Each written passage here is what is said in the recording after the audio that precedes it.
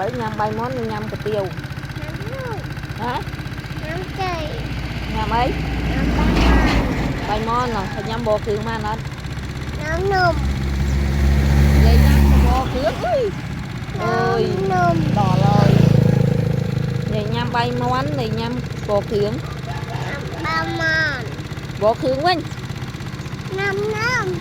nhâm nôm và lấm lá cái nhâm bột bò bay món cà tiêu là ôn nhâm ấy lấy nhâm bò với chuột lấy đi ôi nhâm bay món tới gió ơi